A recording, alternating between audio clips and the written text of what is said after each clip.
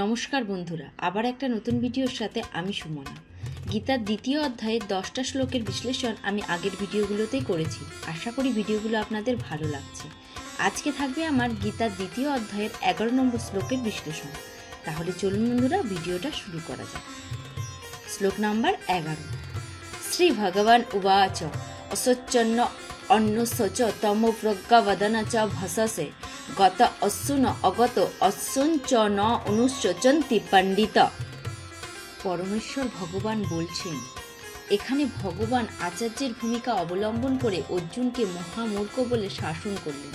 ভগবান বললেন, তুমি প্রাজ্ঞের মতন কথা বলছো, কিন্তু তুমি জানো না যে প্রকৃত জ্ঞানী যিনি জানেন দেহ কি ও আত্মা কি, কোনো অবস্থাতে জীবিত অথবা মৃত দেহের জন্য শোক করেন না।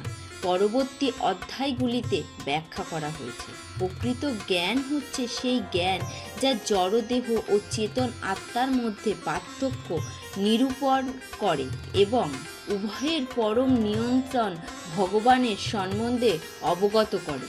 অর্জুন যুক্তি দেখাচ্ছিলেন যে রাজনৈতিক ও সামাজিক প্রয়োজনীয়তা থেকে ধর্মীয় নৈতিকতা অধিক গুরুত্ব প্রদান করা উচিত, কিন্তু তিনি জানতেন না যে জড় আত্মা ও ভগবৎ সম্বন্ধিত জ্ঞান ধর্মীয় বিধিনিয়মের থেকে অধিক গুরুত্বপূর্ণ। আর যেহেতু তার সেই জ্ঞান ছিল না, তাই তার পাণ্ডিত্যের ভূমিকা অবতীর্ণ হওয়া ছিল অনুচিত।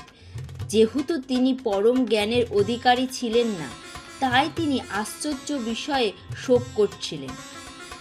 জড়দেহের জন্ম হয় এবং কোনো এক সময় তার বিনাশ সাধন হয়, তাই জড়দেহটি আত্মার মতো গুরুত্বপূর্ণ নয়। যিনি এই বিষয়ে অবগত তিনিই প্রকৃত জ্ঞানী এবং তিনি কোনো অবস্থাতেই জড়দেহের জন্য শোক করেন না। তাহলে চলুন বন্ধুরা, আজ তবে ভিডিওটা এই পর্যন্ত। আমার ভিডিওগুলো আপনাদের কেমন লাগছে লাইক কমেন্টের মাধ্যমে অবশ্যই জানাবেন, আর চ্যানেলটাকে সাবস্ক্রাইব করে দেবেন।